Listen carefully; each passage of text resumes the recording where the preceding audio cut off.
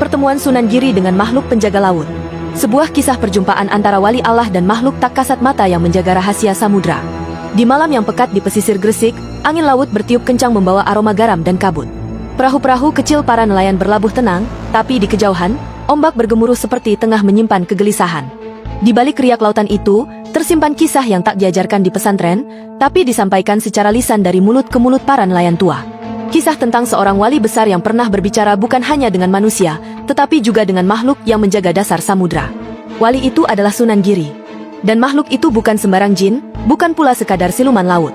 Ia adalah penjaga perbatasan dunia, pelindung rahasia yang tidak bisa disentuh manusia biasa. Sunan Giri, sang guru dari pulau.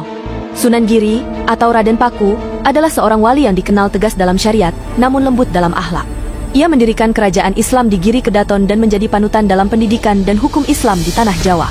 Tapi sebelum menjadi pemimpin besar, Raden Paku adalah seorang pencari. Ia berjalan jauh, belajar hingga ke Pasai, berguru pada Syekh Maulana Ishaq, dan kembali dengan misi besar, menyebarkan Islam dengan ilmu dan adab. Namun dalam salah satu perjalanan pulangnya dari belajar ilmu hakikat, ia mengalami sesuatu yang tak tercatat dalam kitab manapun.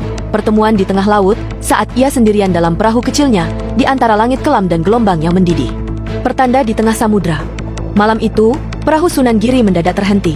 Bukan karena arus, bukan karena angin, tapi karena sesuatu di dalam air menarik perhatiannya. Di bawah permukaan laut, tampak cahaya hijau kebiruan yang berputar-putar seperti pusaran halus. Lalu perlahan, dari pusaran itu muncul sosok tinggi besar, namun wajahnya samar. Matanya bercahaya, kulitnya seolah terbuat dari kabut, dan suaranya bergema seperti berasal dari dasar bumi. Wahai anak manusia yang membawa cahaya, apakah kau siap menanggung beban laut ini? Tanyanya. Sunan Giri tidak gentar. Ia menunduk hormat dan menjawab, jika yang kau jaga adalah ciptaan Allah, maka aku datang bukan untuk merusaknya, melainkan untuk mengingatkan yang lupa akannya. Makhluk itu diam sejenak, lalu mengangkat tangannya ke langit. Seketika itu, ombak yang tadinya menggila berubah tenang. Langit yang mendung menjadi cerah, dan laut memantulkan cahaya bintang. Rahasia yang disampaikan. Dalam pertemuan itu, makhluk laut tersebut menceritakan bahwa ia telah ada jauh sebelum manusia mengenal kapal. Ia adalah salah satu dari makhluk yang ditugaskan menjaga pintu-pintu gaib di dasar samudra, tempat tersimpan rahasia para nabi, serpihan perahu Nuh, dan tulang belulang kaum yang dibinasakan karena keingkaran mereka. Setiap serangan zalim di bumi akan menggetarkan dasar laut. Maka kami bangkit, bukan untuk menghukum, tapi untuk menjaga keseimbangan. Ia juga memperingatkan bahwa suatu hari, manusia akan melupakan alam. Mereka akan menggali dasar laut, membakar langit, dan membelah bumi. Dan ketika itu terjadi, para penjaga laut akan bangkit kembali. Sunan Giri hanya mengangguk. Ia tahu bahwa tugasnya bukan melawan, tapi menjadi jembatan antara dunia nyata dan dunia gaib. Jejak pertemuan itu. Sekembalinya ke daratan, Sunan Giri tidak pernah menceritakan pertemuan itu secara terang-terangan.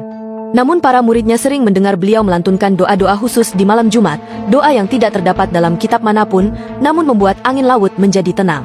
Dan yang paling aneh, setiap kali Sunan Giri duduk menghadap ke laut, para nelayan tidak pernah berani melaut, seolah mereka tahu, laut sedang berbicara dengan tuannya.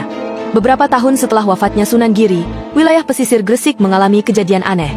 Laut surut hingga jauh, memperlihatkan karang dan dasar yang tak pernah terlihat. Di antara karang itu, ditemukan batu berbentuk seperti telapak kaki, besar, dalam, dan menghadap kiblat. Sebagian percaya, itulah jejak makhluk penjaga laut yang dulu pernah bertemu Sunan Giri. Penutup. Kisah ini mungkin terdengar seperti dongeng bagi mereka yang hanya percaya pada dunia yang kasat mata. Tapi bagi para pencari hakikat, ini adalah pengingat bahwa dakwah tak hanya ditujukan pada manusia, tapi juga pada semesta. Sunan Giri telah pergi, tapi suaranya masih menggema di antara ombak. Ia tidak hanya meninggalkan ilmu, tapi juga hubungan batin antara manusia, alam, dan yang tak terlihat. Dan mungkin, saat kita memperlakukan laut dengan angkuh dan semena-mena, penjaga itu akan bangkit kembali, bukan untuk berbicara, tapi untuk menegur dengan bahasa alam. Apakah kamu percaya bahwa laut memiliki penjaga tak kasat mata? Atau menurutmu ini hanyalah kisah simbolik dari keseimbangan semesta? Tulis pendapatmu di kolom komentar. Jangan lupa like dan bagikan kisah ini agar semakin banyak yang merenungi dakwah para wali dan pesan spiritual dari Laut Nusantara.